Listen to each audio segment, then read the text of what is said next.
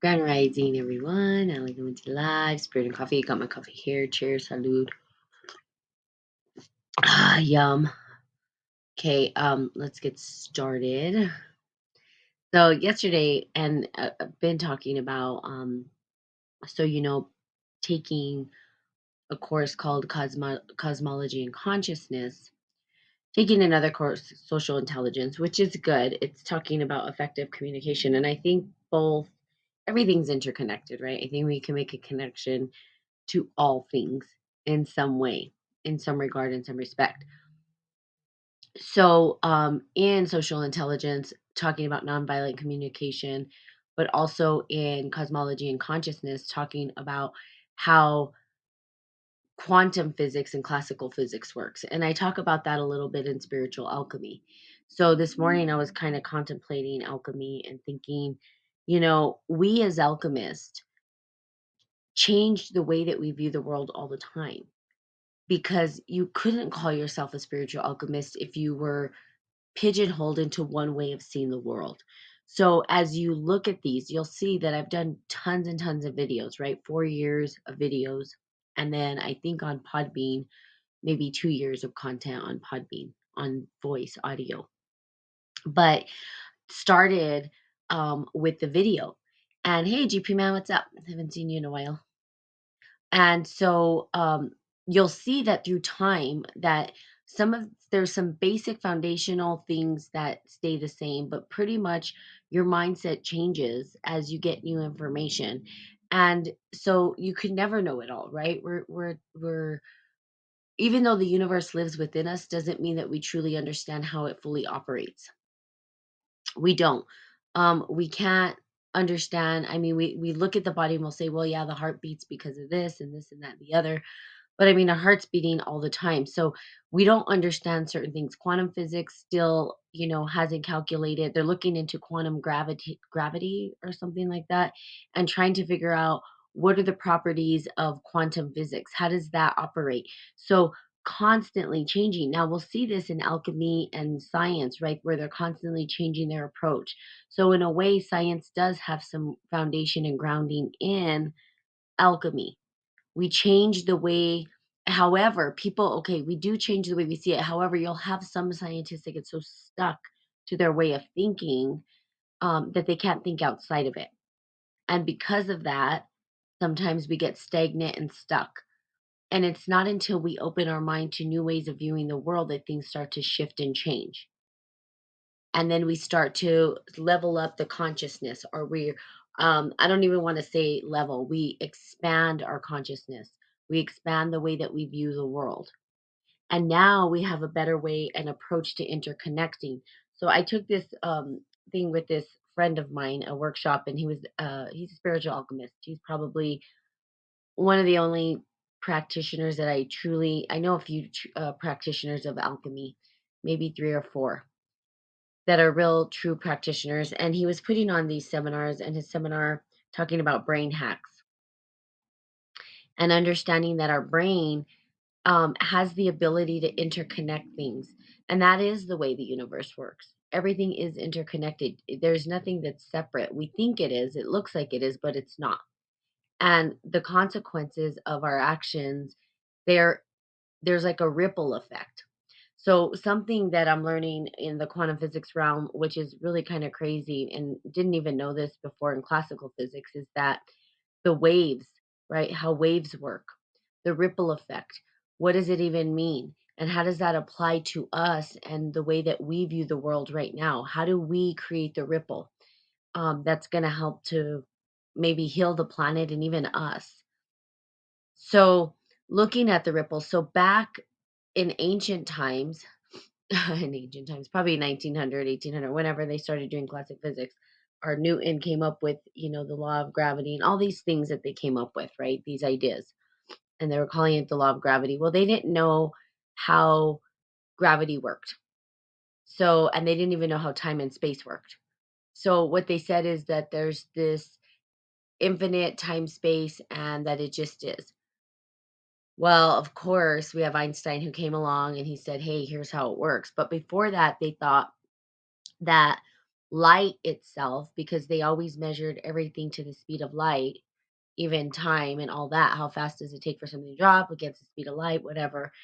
Um, that light itself, they thought it moved along a wave, that there must be something pulling it away, and they called it the ether. And I didn't even know this, right? I didn't really I we always say we're up in the ether. Well, what is the ether?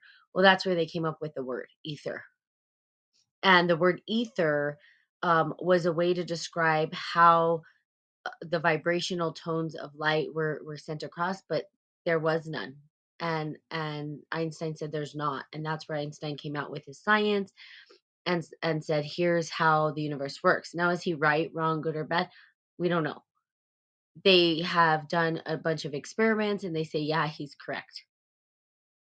But science itself will work to discredit any other science that comes before it. So it's not really about science saying, hey, we're right, until you get a scientist's ego gets in the way and says, yeah, we're right. And that's that. And this is the way it is. And too bad. Everybody's going to agree with this. And then they're proven incorrect. So this is sort of the idea of alchemy in a sense. However, they've gone too far, right? We get that. They've gone too far. But in your life, when you're applying alchemy to your life, you're not just stuck to one way of seeing the world. I'm not stuck to one way of seeing the world. And you'll see that ideas change, and there's different language and different ways to describe the same thing even. And your ideas start to evolve into something different. And the more that you know, the more that you know that you don't know. But also, there's an interconnection, and this is where the brain hack comes.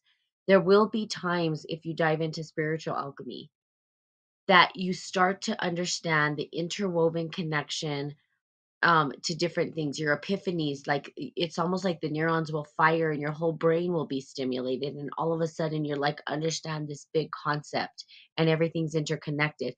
And when you talk about it, you can go from one thing to the next, right? One subject to the next, and it's all interconnected. And some people are like, wait, I don't like, how is it? How did we start here and end up here? Because it is interconnected.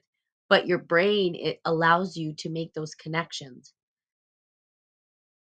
So, in other words, the more that you dive into alchemy, the broader your scope, the more that you can interconnect and see how everything's interconnected. And also, you start to become the alchemist. You start to turn everything into gold, right? Meaning you are able to tap into the abundance of the universe, of all that is. You recognize that abundance, you understand the abundance, and you work with the abundance. So it's pretty cool. And I was thinking about that this morning.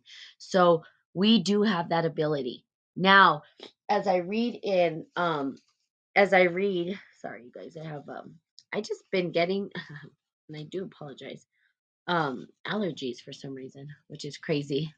Hello, Freedom. How are you? I got your message and I tried to respond to you. I think you had said something. And if you want to put it on here, I know you had said the ether actually. I think you were saying something about the ether. And I just actually talked about the ether because it came up. Obviously, the ether wants to talk to me.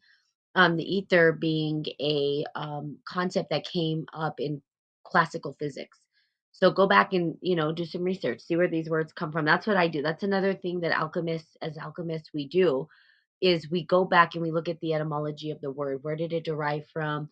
Because symbols create. So a little bit of alchemy 101 that you guys can apply to your life. If you're ever trying to do research, if you're ever trying to understand a concept, if you're ever trying to understand a subject, anything like that, the first thing is to understand first the language, because every subject, every major field has their own language. And if we understand the logos, right, which is their alchemy. It's their way of communicating, right? Like math has its own language.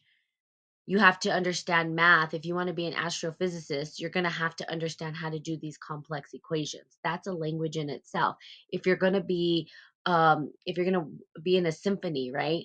Then what do you have to do? You have to know how to read music. Music is a language. That's the language you need to understand.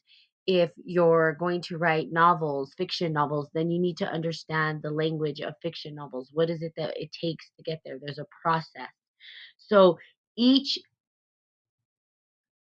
each organization has their own language, basically, our department, or however you want to call it. So understanding language, and the most important thing is to understand why did this word come to be? Where did it come from? How come it's there? Because we use words, we don't really know what we're talking about sometimes. Even myself, I'll say things and then I go back and I'm like, wait, that wasn't even, no. Let me recorrect where that came from, right? And we start to look into it. So language is how we shape reality. That's how we shape reality. And that's how we shape even organizations and everything in the world. So, as a spiritual alchemist, if you guys are wanting to be practitioners, the best thing for you to do is to understand the words you're using. So, when you say something like, I'm going to be in the ether. Well, what is the ether? What the hell does that even mean? Where did it come from? How come that word even came to being? Am I using it correctly? Is that really what I'm trying to communicate? Well, when we go back, we look at ether, that's a word that came out of classical physics. And when you look at it, what does it mean? What was the implications of that word? Well, they threw the ether out completely when Einstein came around. And they said there is no ether. They made that up and it doesn't even exist, right? According to science. Now, according to perhaps the spiritual domain, when we think about it, it may exist for us and feel real, and we can use it in that context. But if we're looking at it through a scientific perspective, we'd say, no, not necessarily ether. There's a different way that things are operating. So, looking at the etymology of the word, picking it apart, understanding the symbology behind it is how magic's created. That's how it's created. Now, our own symbology is how we recreate and restructure spiritual alchemy. And so, of course, they didn't want people having this knowledge and wisdom of how to do it. When we look at symbols, symbols are what have created and shaped the world around us. Yesterday, I talked about the pyramid. Why are we in such a patriarchal, world right now? Not all cultures are. But why do we see the world? Well, the patriarch's not bad, but if we don't honor both the patriarch and matriarch together because they're not separate, we're going to lean too far to one extreme. But when we look at the symbols that created the patriarch, we equate the upward facing pyramid with the patriarch. And that's the symbol we use for everything, organizational structures and design. So you've got to understand symbols do create and there's some sort of outcome. So what do we do? Well, your alchemy can be symbols. How do we crack into the symbols? We crack into the symbols, right? By actually going within.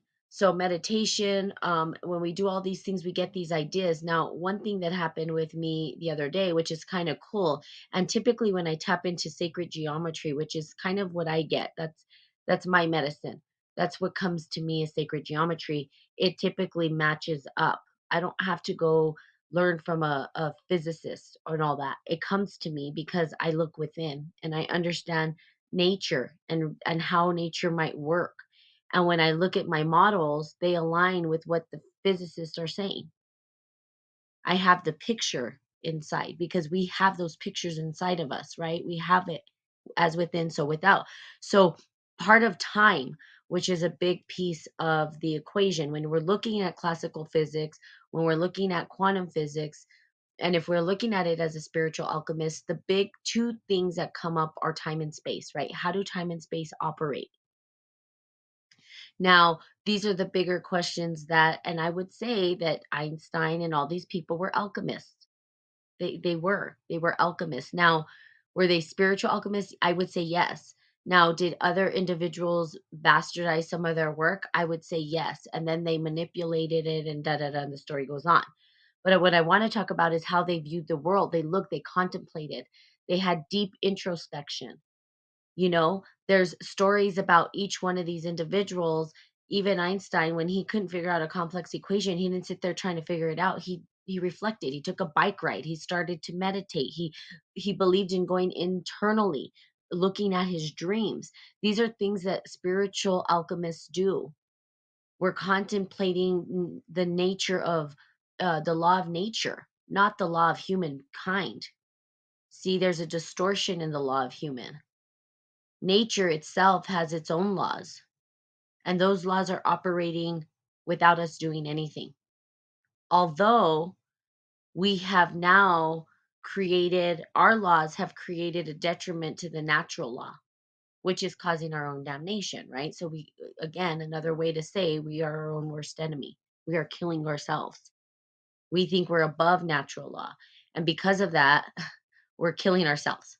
That's literally what's happening. We're basically saying we're going to go extinct if we keep on thinking we have the ultimate law when we don't. Nature's law is going to thrive and survive. It was here before us, and we're a part of it, and we can interact with it and co-participate with it.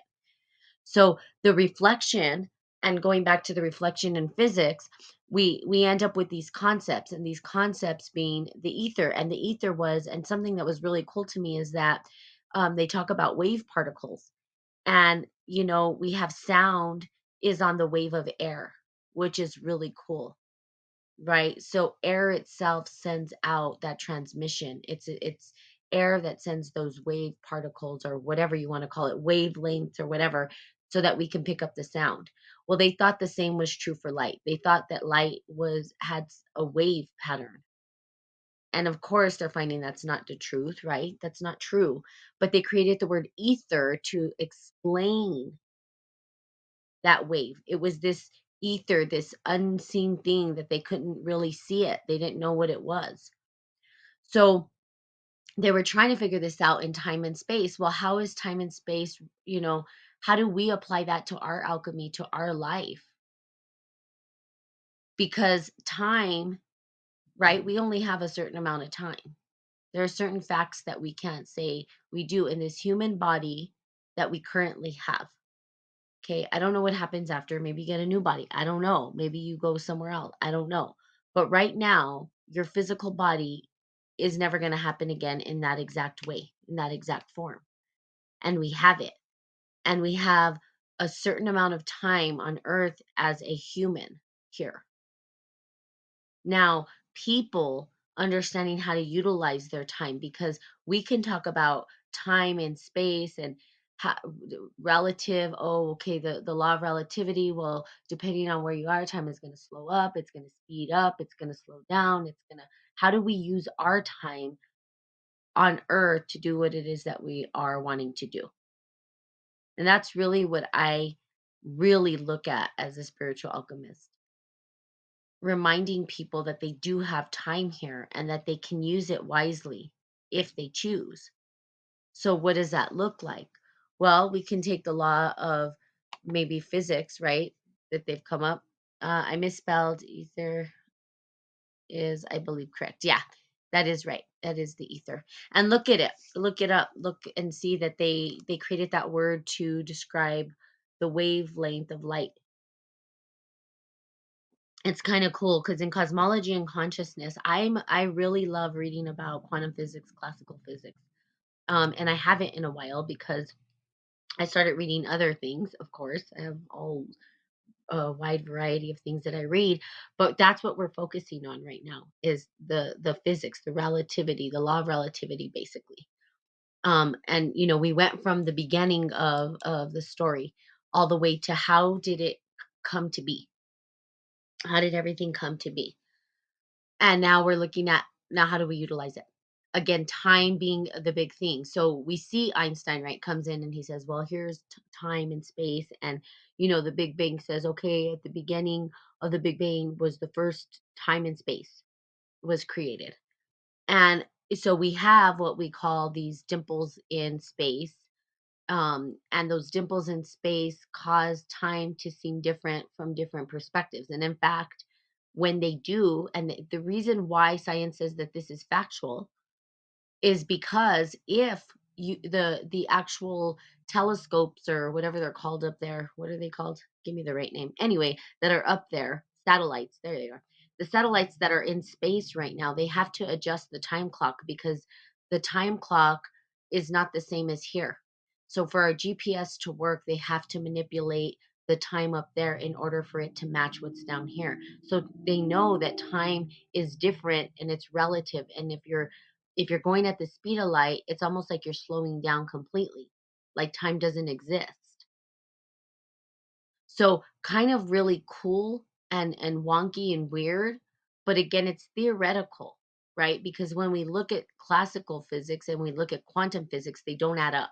So we don't have the full story. So now they're looking for quantum gravity. They're trying to understand how particles behave, because of gravity. And perhaps we need to get out of the idea of gravity. Maybe that's not the right word, right? Newton has a whole theory around gravity, and everybody started to believe what he thought. And scientists went in that direction. And until somebody said, no, this isn't correct. But the thing with science is if you say something's not correct and someone's gone so far down the road, they're going to say, well, I don't care. You think Einstein was just so popular at first? No, he wasn't. Spiritual alchemists are not going to be popular at first. And oftentimes they are not popular until after they're dead. I shouldn't laugh, but it's kind of true. Let's see. I think this is the rest of the equation. Ethers. Yeah, well, read up on it because they just proved that there was an ether based on their definition and scientific understanding and the person who coined the term. So go read up. Just understand. That's all I'm saying. Gravity could be magnetics. It could be absolutely. So we don't know. And here's the deal: if you want to make a change in any kind of scientific understanding, then you better start talking to those individuals or write a paper, a white paper, or whatever it is, or a book or an article, right? That's what Einstein did. He wrote an article and they were pissed at his article. Nobody liked it. They kept saying he's crazy. So there's Walter Russell is one guy that I love to read. He talks about light and how light works and stuff as well. And he has this whole layout, but he didn't go into academia either. You'll often find that spiritual alchemists are not welcome in academics. Even myself, as an academic, going through a program that is kind of new way of thinking, right? It's consciousness, it's transformative studies, it's a different way of looking at the world. Doesn't necessarily put spiritual alchemy at the forefront of it. And me talking about it, even in those spaces, people don't really know it. Even the professors, they rarely touch on it. When you have, because why? Because it's magic in motion. People don't realize the power of spiritual alchemy. It is so powerful. It's almost scary because you can do some damage, real damage, if you use it properly. But when we look at academia and we look at all these individuals who talked about alchemy, Einstein was an alchemist, spiritual alchemist. Okay. We look at Carl Jung, spiritual alchemist. Okay. We talk about all these individuals, they were all spiritual alchemists. Okay. And when we see that they touch on it, because each one of them, in some regard, in some sense, touches on alchemy, we will say Carl Jung made the biggest impact in psychology when it comes to parapsychology, when it comes to the psychoanalysis, all this stuff, hypnotherapy, all that. Freud and Jung, same thing. Why? Well, we have that Jung kind of trumped, I don't want to say trumped, but he's more analyzed than Freud because why? Because he put alchemy into his stuff. But at first, Freud and him got in a fight because of it. That's what they were fighting about because he wanted to go into alchemy. He wanted to go into the dream world. He wanted to do all these things that academia doesn't honor. It's not scientifically based, blah, blah, blah. They're going to think you're a whack job. So the answers, however, we're still talking about Jung. There's whole people analyzing Jungian analysis. There's people that are looking at Jung as this puts him on a pedestal. It pisses me off. I'm like, no, I don't even think he wanted to be put on a pedestal. He wanted people to learn their own alchemy. That's the point. And like, even like you said, meditation is a piece of alchemy. It's one way and it can be found there. Absolutely. It's one way, but there's many ways. Okay. Dreams are another one. Hypnotherapy, which is a little bit further, um, it is meditation kind of, but not really. You have somebody helping you, guide you through the unconscious mind or the subconscious mind. So I'm what I'm saying here is, if you're interested in alchemy and you're trying to understand what it means and how it has created and shaped and molded the world, you've got to understand symbols.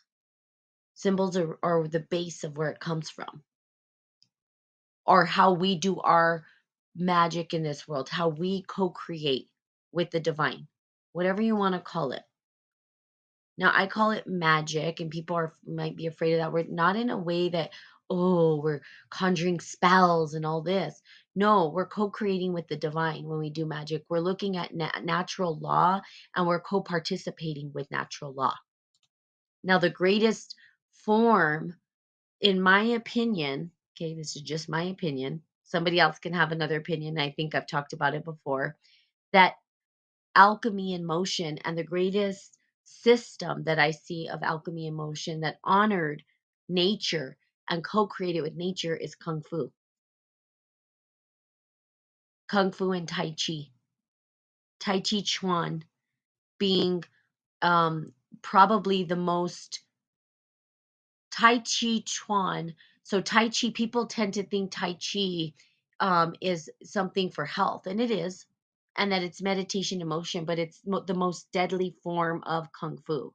People don't even know that, or martial art, because it uses the laws of nature, the yin and the yang. The symbol that represents Tai Chi is yin yang. There's no blocking. It's just redirect of force, which is what nature does. It redirects the force, and we learn to use the force with it. The laws of nature. Tai Chi, Kung Fu looked at nature and said, how do we apply the laws of nature to our bodies? What up, Quad D? Haven't seen you in a while either. Good morning, Candlestick. So again, probably let's see, what's holy and what's sacred. Things can be sacred but unholy. It's unholy, but that which is holy is sacred, and that's the difference between the two. What's holy and what's sacred. Things can be sacred but unholy. Yeah, of course.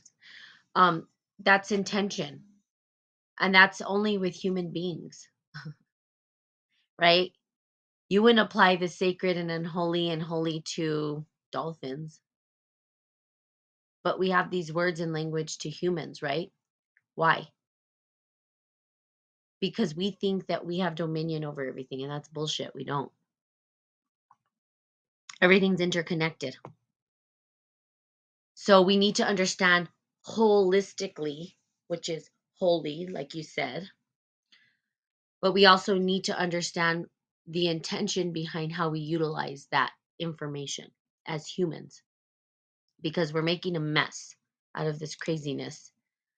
Good and evil is interconnected, but which one do you connect yourself with?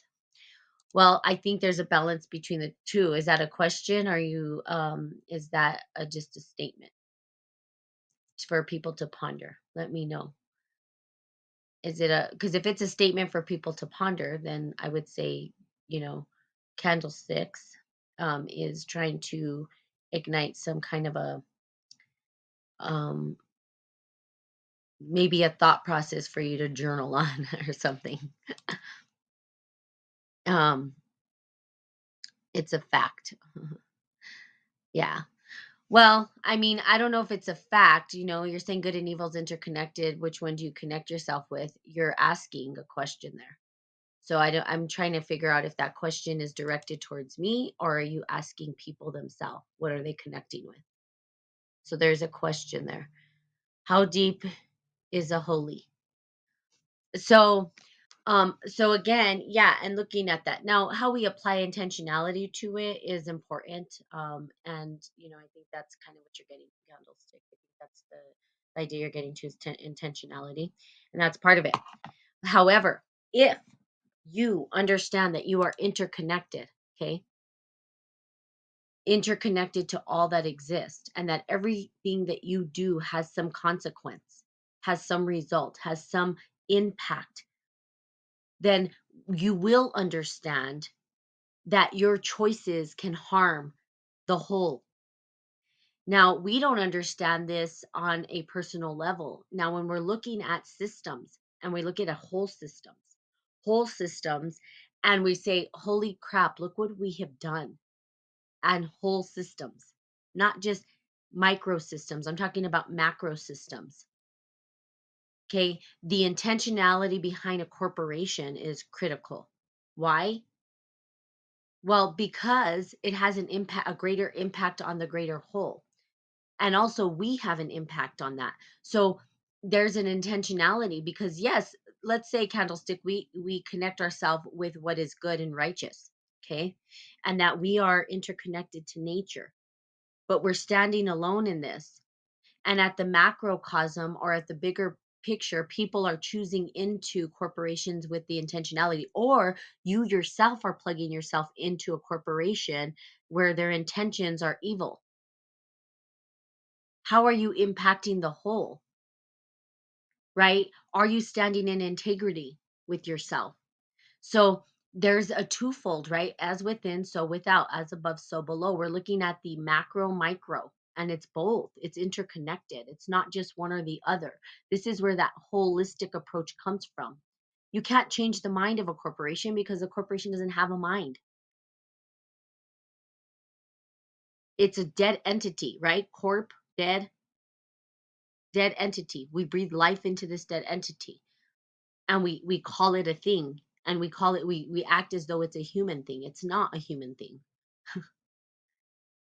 But the operations behind it, right? And here we go into, again, the logos and the designs.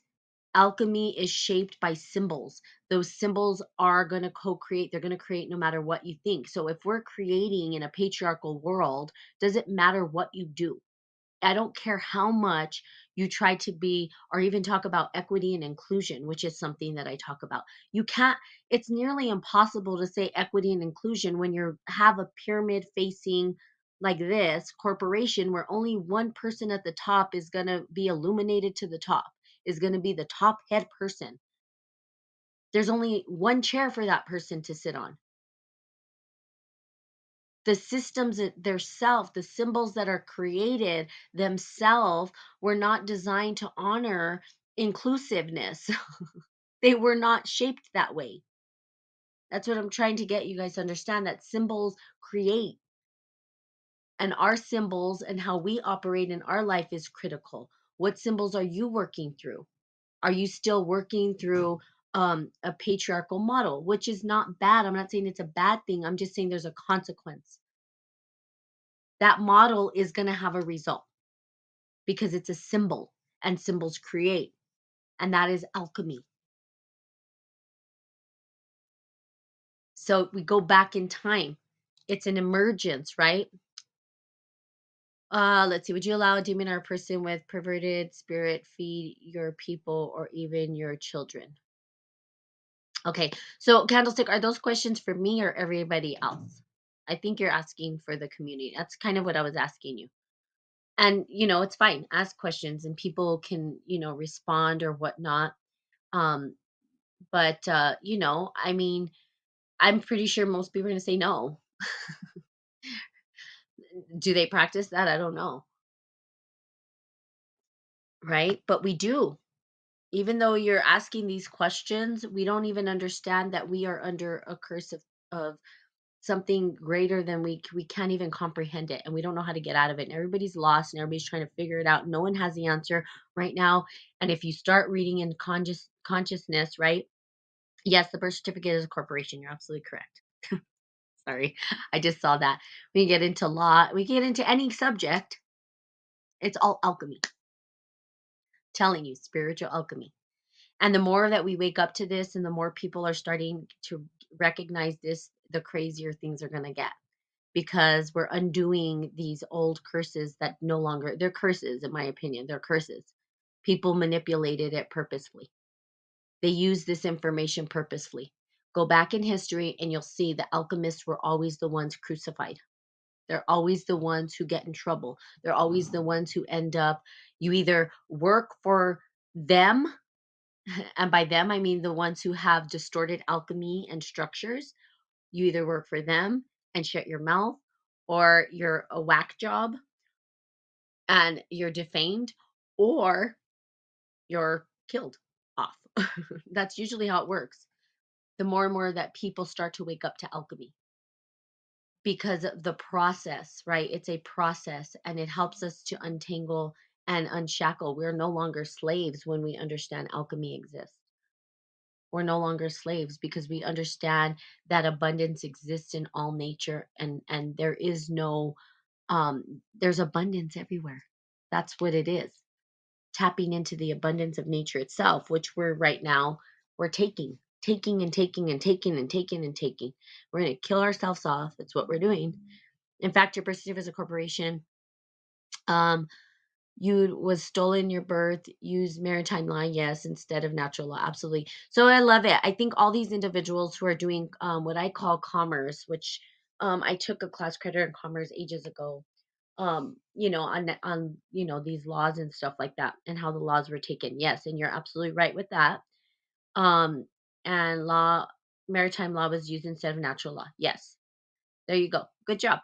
That's actually correct. And then that's why we have birth and everything is related to maritime law, which is kind of crazy, right?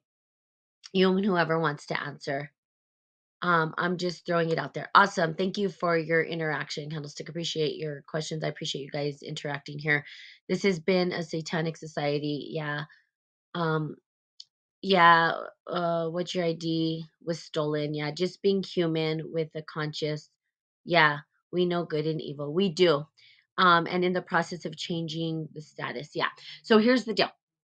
I'm just gonna close it out this way. You guys are all you guys are all putting in some pretty really awesome stuff, and thank you for sharing.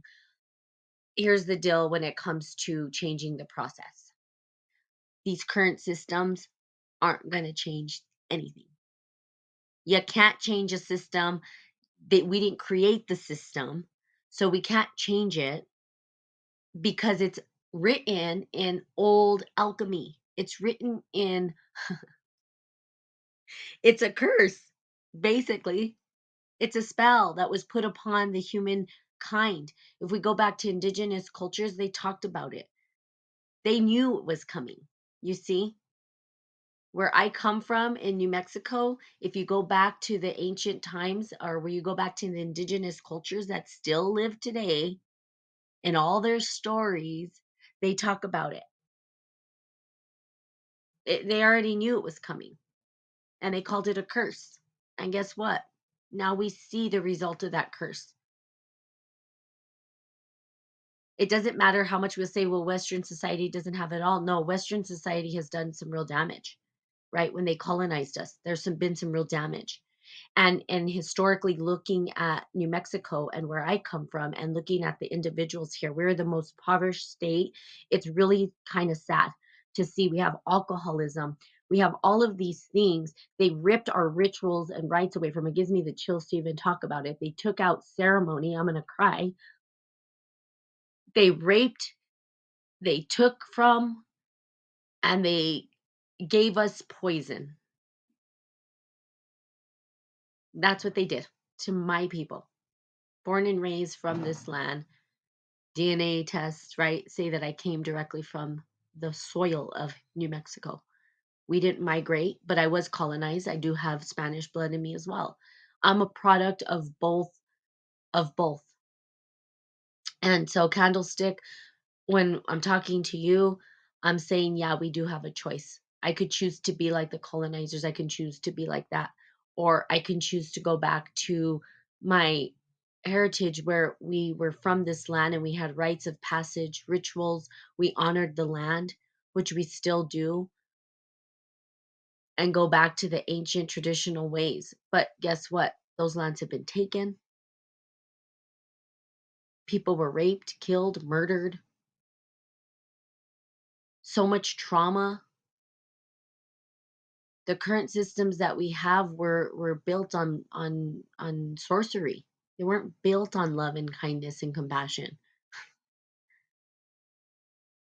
They were built in blood and coercion and distorted alchemy.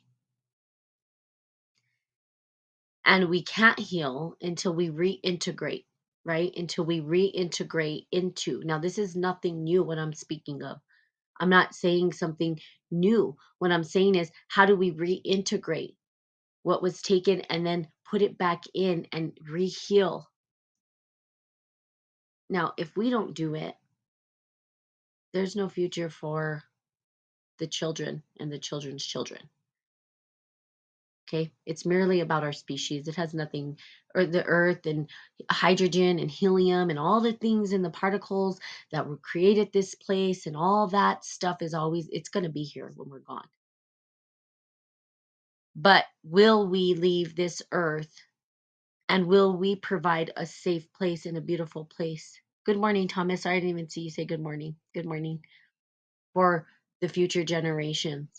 That is to be determined. We've left them in a really screwed up spot. These poor kiddos. That's what I say. We're going to be fine. We're going to be okay. And then the next generations are just going to go through what? Peril and a mass extinction. Like, we don't even know what that looks like. It's part of the story.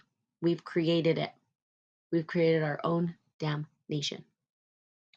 So we get to wake up. Okay? Let's see. Significant other sign if I can't.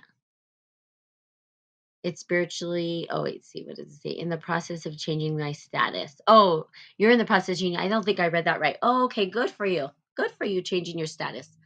I'm not. I don't need to prove to them my status. That's how I feel. But that's my belief. You can change your status. I have friends who've done it, right? Who've done. They're already way far along in the process. I've been part of that whole thing ages ago. Okay, it's spiritual discerned. That sounds like stuff Columbus did when he came over here to eat dinner with the Indians, only to plot and plan wickedness and demise of nations overtake the land that was not given to them. Yeah, I would like to ask a question. Are you Native American?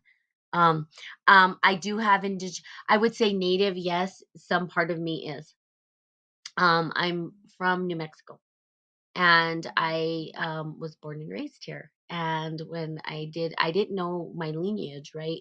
Until I did. And that's something that as an alchemist, I highly encourage you to do is go back to your ancestry, understand the culture that you came from, because that's what was taken away was the culture and the traditions and our rites of passage and all these things that are very important to our understanding of the world.